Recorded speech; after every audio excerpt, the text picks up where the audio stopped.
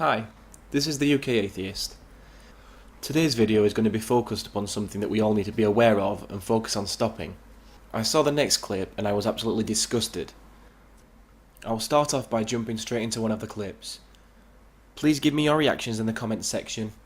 This is how a raped child was treated by the pastor of her church. 10 years ago, a 15-year-old from a Baptist church, a very fundamentalist Baptist church, was raped by a 52-year-old man by the name of Ernest Willis. And it has taken a long period of time, but he has finally been tried, and he is sentenced to 15 to 30 years in prison for raping the girl. Now, what's interesting about this case is that after she was raped twice by him. She became pregnant, and when she was pregnant at 15 years old, the pastor at the church, a man by the name of Chuck Phelps, had her go in front of the church and apologize to everyone for sleeping with a married man. In the fundamentalist churches, the woman's always guilty. It doesn't really matter. The woman is always guilty. And even if she was raped, she must apologize for her behavior. You know what it reminds me of? Saudi Arabia. Ernest Willis, when he found out that the 15-year-old was pregnant, do you know what he said to her? He said, well, you're pregnant. I could just punch you in the stomach really, really hard so you miscarry. That classy guy. And by the way, these are fundamentalist Baptists. I'm sure they're against abortion. Unless they knocked up the babysitter, in which case they're willing to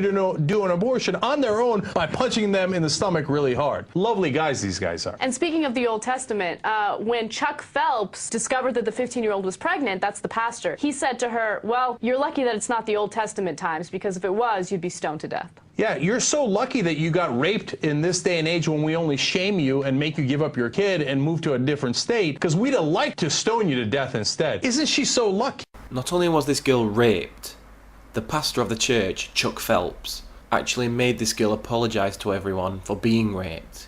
This makes me extremely angry. This behaviour is a direct result of religion and the absurd views that it has. Then we have Mr. Ernest Willis saying, quote, I could just punch you in the stomach really hard so you miscarry, end quote. If theists can honestly say that these fundamentalist Baptists represents their religion, which they do, then they need to take a look at what their religion represents. It's repulsive. Now let's go on to the second clip. When I watched this, it made me sick to the stomach. I can't imagine what their life was like. All I know is the people responsible are the epitome of the religious virus. Please comment on what you think should be done with the people responsible for these sickening acts. At the ages of 12 and 13, I was raped by both my Catholic school principal, which I reported to my priest. Upon doing that, the priest continued the rape, took it steps further for 2 years. I endured the abuse of these two individuals. For the first time, I am able to look at the mirror and realize I have helped protect the kids who have yet to be born,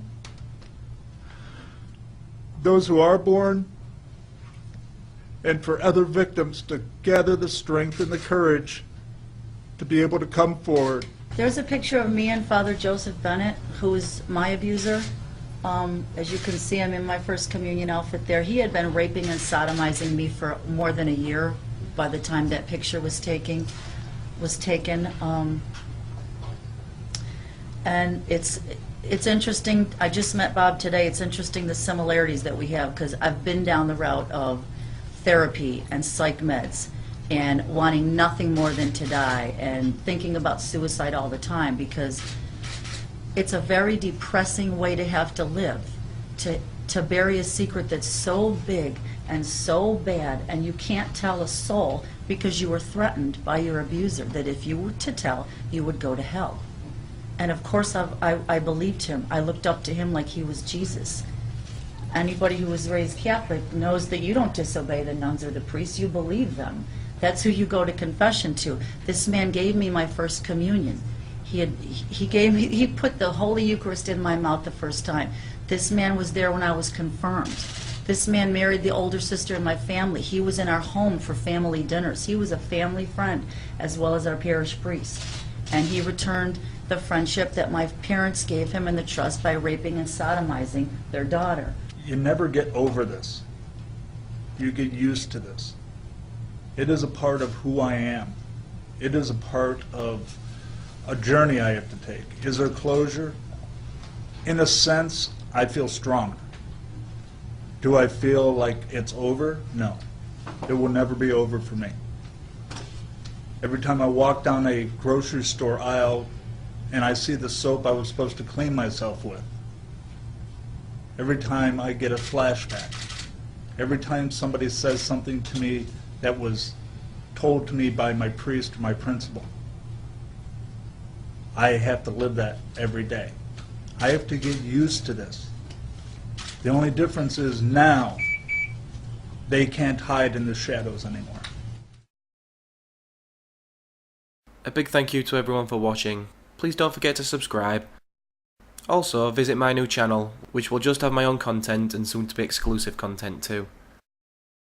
This is the UK Atheist. Thank you for watching. See you again soon.